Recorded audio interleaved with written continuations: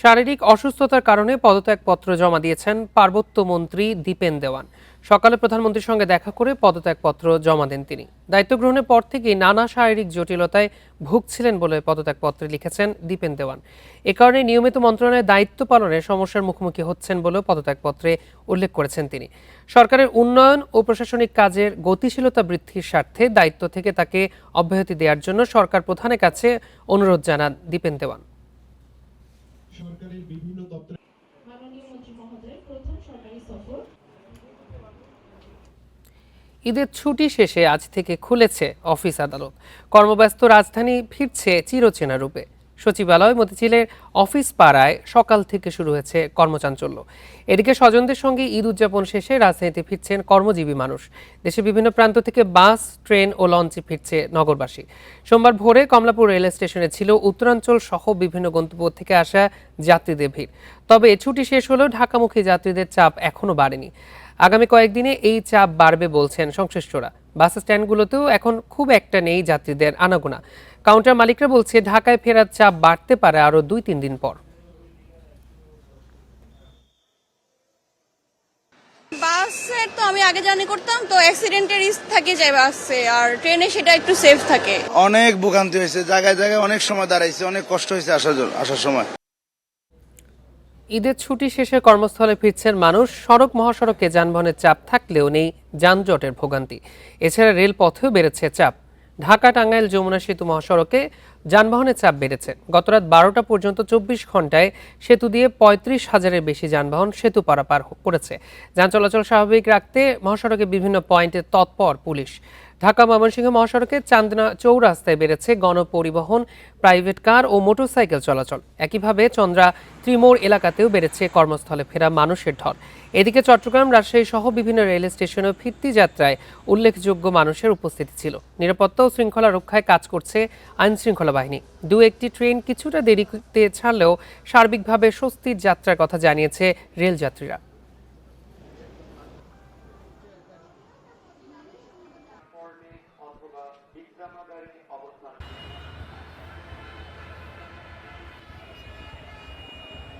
Railway কর্তৃপক্ষ extra বগির করেছেন, ব্যবস্থা করেছেন।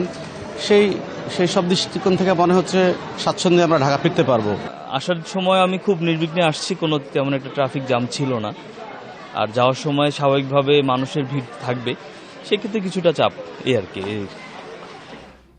ঈদের ছুটি শেষে কর্মস্থলে ফিরছেন মানুষ। আরও জানাতে গাজীপুর ও রাজশাহী থেকে যুক্ত হচ্ছেন আমাদের সহকর্মীরা। শুরুতেই রাজশাহী রেল স্টেশন থেকে যুক্ত হয়েছেন সহকর্মী সাখাওয়াত হোসেন। সাখাওয়াত, রেল স্টেশনে কেমন ভিড় দেখছেন? ইতিমধ্যে আজ থেকেই কর্মস্থলে শুরু করেছে মানুষজন ফেরা, কেমন দেখছেন?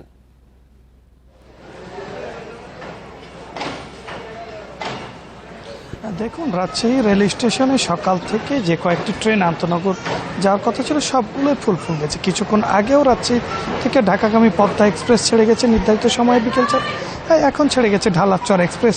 মাত্র ট্রেনটি রাজশাহী স্টেশন ত্যাগ করলো। ফলে বলা চলে যে দুইটি ট্রেন যে ঈদ যাত্রা গেল, এবং প্রত্যেকটি ট্রেনে কিন্তু উপচে পড়া ভিড়, মানুষ উপচে পড়া ভিড়। প্রতিটি ট্রেনে কানায় কানায় পূর্ণ, প্রতিটি বগি এবং কি এসি বগি পর্যন্ত আমরা মানুষকে, যাত্রী দাঁড়িয়ে থাকা পর্যন্ত দেখেছি যে মানুষ উপচে পড়া ভিড়। তবে এখন পর্যন্ত কেউ ছাদে বা অনিরাপদ যাত্রা এমনটি করে। তবে নির্দিষ্ট যে ভিড়, সেটি কিন্তু সকাল থেকে উপচে পড়া ভিড় আমরা দেখেছি।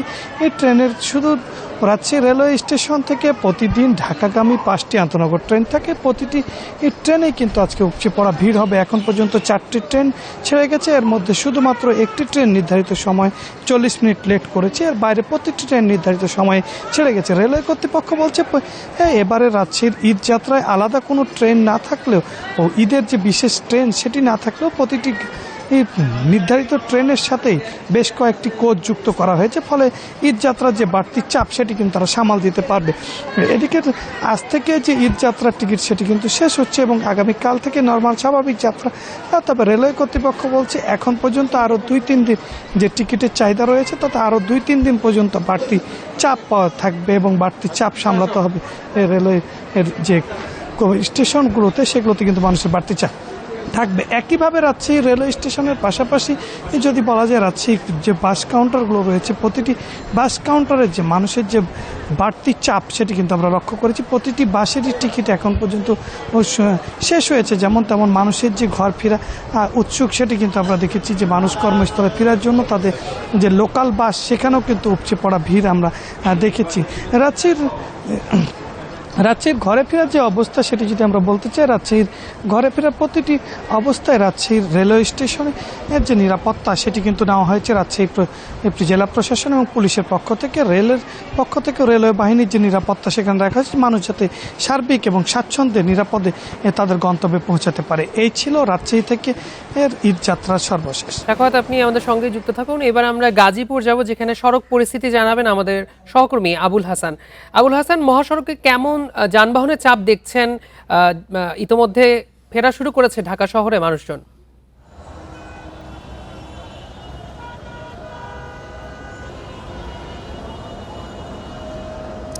দেখুন, ঈদের আনন্দের যে স্মৃতি সেটি নিয়ে কিন্তু কর্মস্থলে মানুষ ফিরছেন এবং সেই মানুষের দল বেঁধে যে উপস্থিতি সেটি কিন্তু মহাসড়কে রয়েছে। বিশেষ করে ঢাকা ময়মনসিংহ মহাসড়ক এবং ঢাকা টাঙ্গাইল উভয় মহাসড়কে কিন্তু ঘর থেকে কর্মস্থলে ফেরে মানুষের চাপ বাড়ছে। তবে এখন আমরা যেই চিত্রটি দেখেছি যে মহাসড়কে কিন্তু ঈদের আগে যেরকম যানজট ছিল, দুর্ভোগ ছিল, সেই ধরনের কোনো পরিস্থিতি নেই। স্বাভাবিক গতিতে অনেকটা গাড়ি চলাচল করছে এবং মহাসড়কে কোথাও কোনো যানজট নেই। থেমে থেমে যে যানজট সেটিও হচ্ছে না। মহাসড়কে গাড়ির যে চাপ সেটি আছে স্বাভাবিক, কিন্তু কোনো চিরচেনা যে যানজট দুর্ভোগ সেটি নেই। এবং ঈদের আগে আমরা যেটি দেখেছি যে মানুষ ট্রাকে চড়ে বা অন্যান্য পিকআপ সহ অন্যান্য যানবাহনে চড়ে তারা গন্তব্যে গিয়েছিলেন, কিন্তু এবার যেটি দেখেছি যে এই ধরনের কোনো চিত্র আমাদের চোখে পড়েনি। মানুষ কিন্তু স্বাভাবিকভাবে কর্মস্থলে আসছেন, স্বস্তি নিয়ে আসছেন।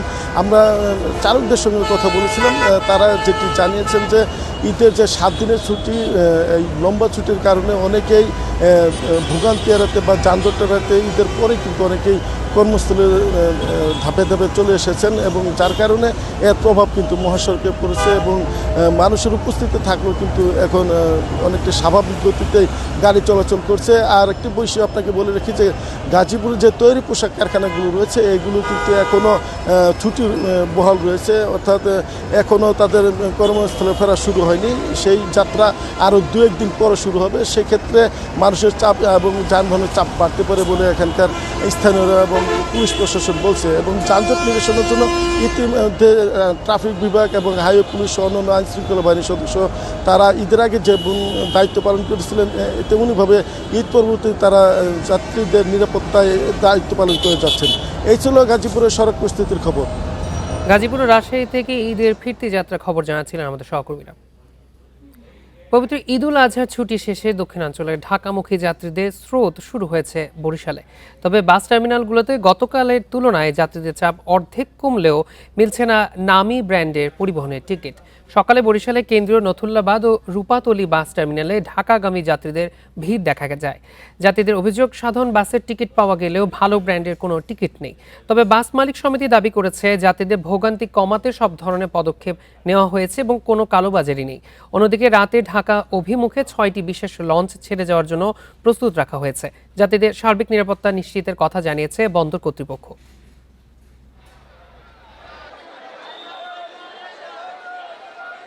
টিকিটের অবস্থা তো দেখি যে ভালো যে গাড়ি আছে ওগুলো তো টিকিট নাই আর কি, ওগুলো তো টিকিট নাই। এখন সুগন্ধা পাচ্ছি 600 টাকা করে রাখি ভাড়া।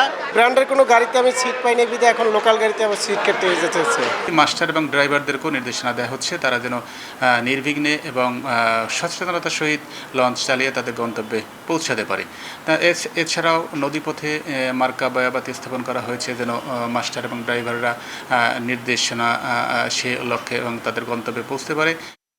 ঈদুল আজহার ছুটি শেষে আজ থেকে বিভিন্ন স্থলবন্দরে আমদানি রপ্তানি কার্যক্রম শুরু হয়েছে। ঈদের টানা 7 দিনের ছুটি শেষে বেনাপোল বন্দরে ফিরেছে কর্মচাঞ্চল্য। সকাল থেকে আবারও বেনাপোল পেট্রোপোল স্থলবন্দরে শুরু হয়েছে পণ্য আমদানি রপ্তানি ও বাণিজ্য কার্যক্রম।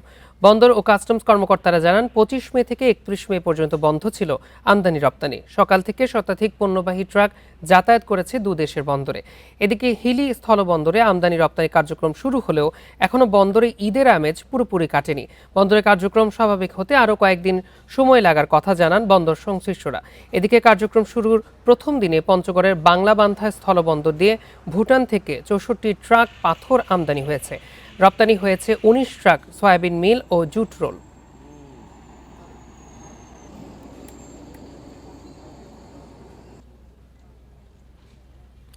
মাসের শুরুতেই ডিজেল ছাড়া অন্যান্য জ্বালানি তেলের দাম লিটারে 5 টাকা বাড়ল।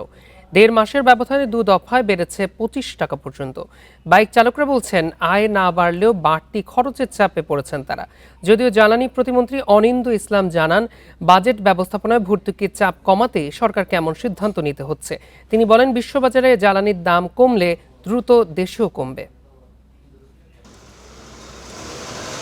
এপ্রিলের 19 তারিখে দেশের বাজারে ডিজেলের দাম লিটার প্রতি 15 টাকা বেড়ে দাঁড়ায় 115 টাকা।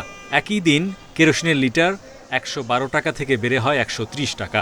অকটেনের লিটার প্রতি 20 টাকা বাড়ানো হয়, পেট্রোলে বাড়ে লিটারে 19 টাকা।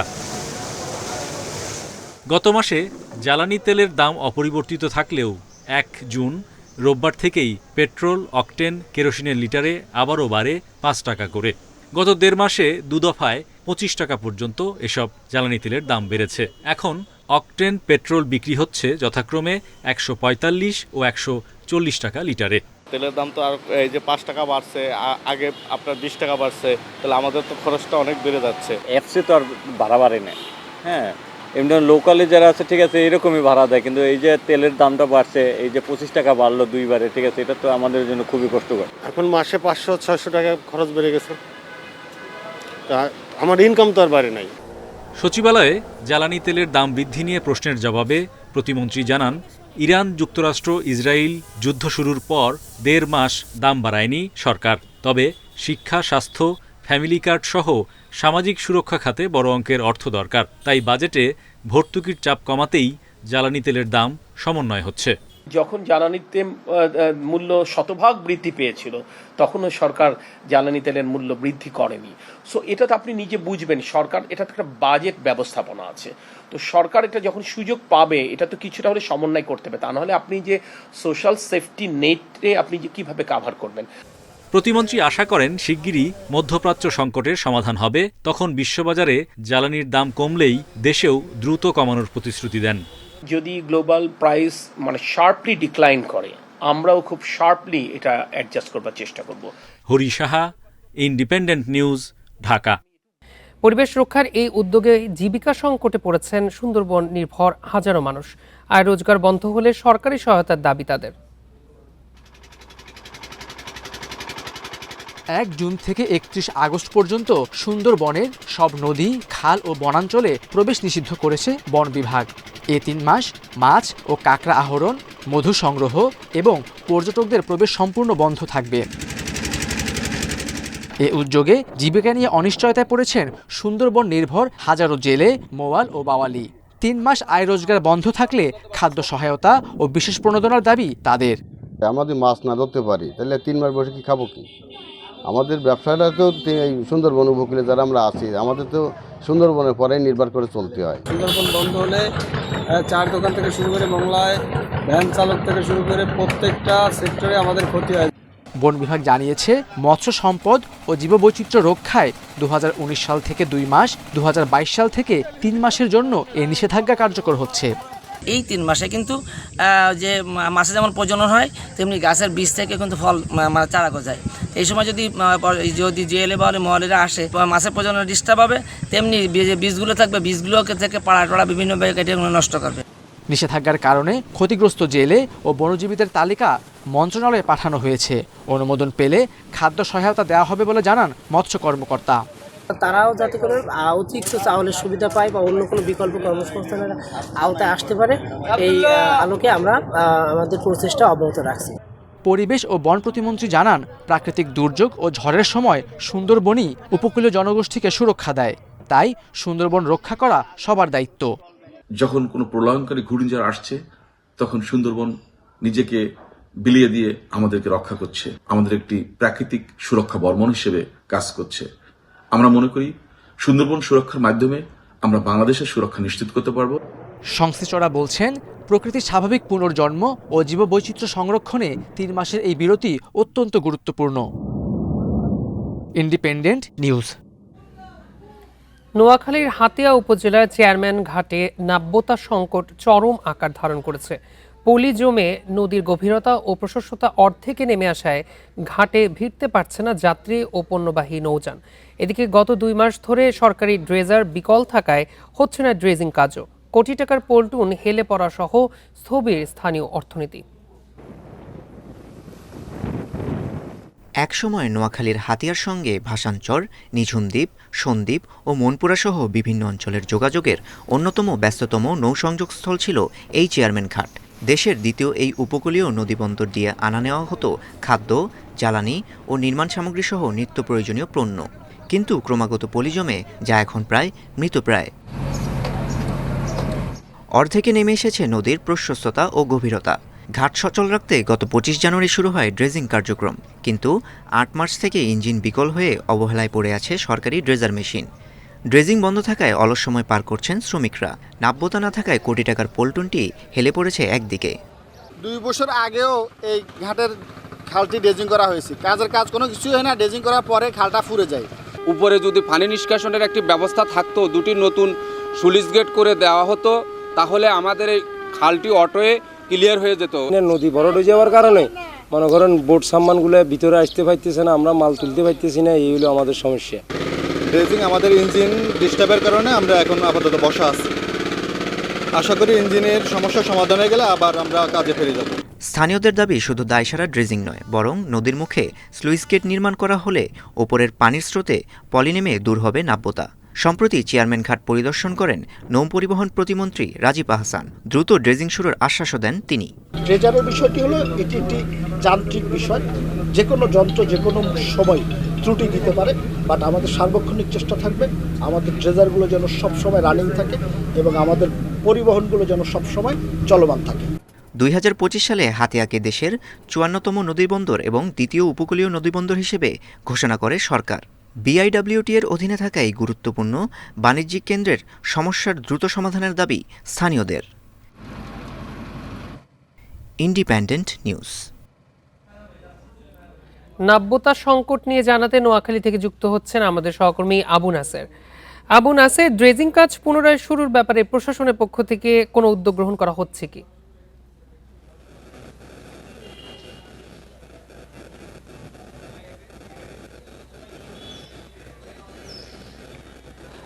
ইতিমধ্যে আমার সাথে স্থানীয় বাসিন্দাদের সাথে কথা হয়েছে, যারা মেঘনার পাড়ে রয়েছেন, বিশেষ করে চেয়ারম্যান ঘাট এলাকায় যারা মাছের ব্যবসা করেন এবং যারা নৌ পরিবহনের সাথে জড়িত, তারা জানিয়েছেন যে নৌ পরিবহন মন্ত্রী এলাকা পরিদর্শন করে যাওয়ার পর, অর্থাৎ গত রোজার ঈদের পরপরেই পরিদর্শন করে যাওয়ার পর কিছুদিনের জন্য ড্রেজিং কাজ শুরু করা হয় এবং সেটি 10-12 দিন স্থায়ী ছিল, থেকে আবার এই কাজ বন্ধ হয়ে যায়।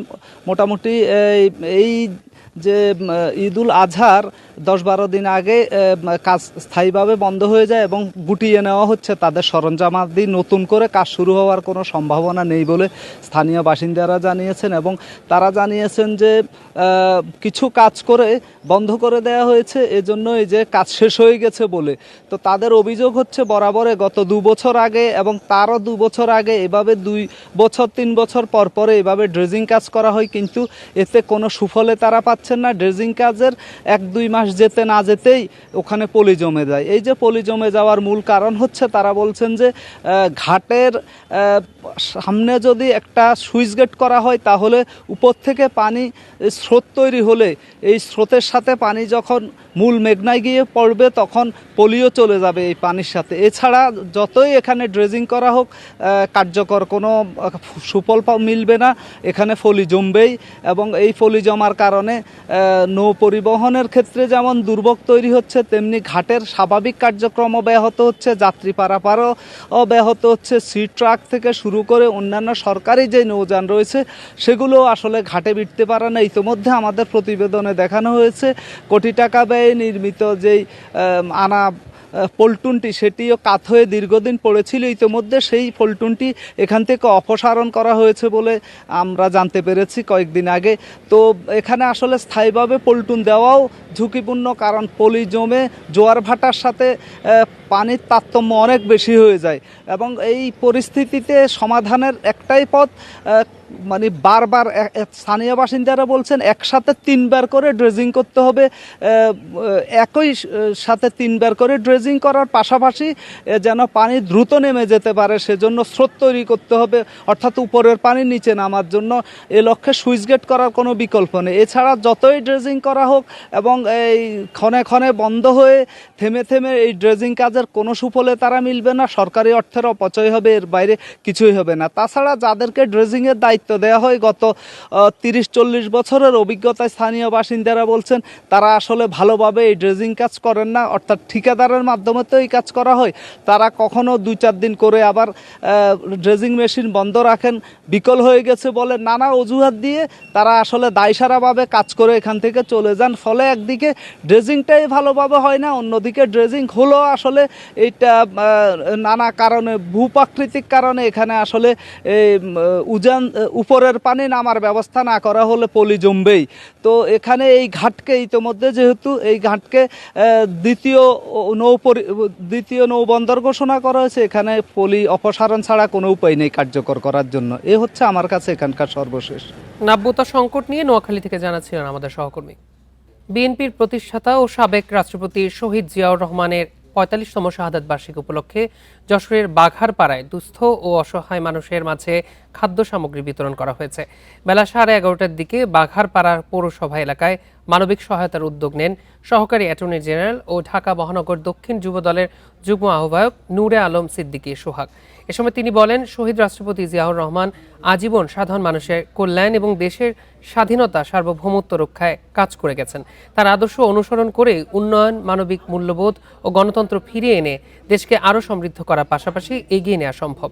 খাদ্য সামগ্রী বিতরণ অনুষ্ঠানে স্থানীয় বিএনপি নেতা কর্মীরা উপস্থিত ছিলেন।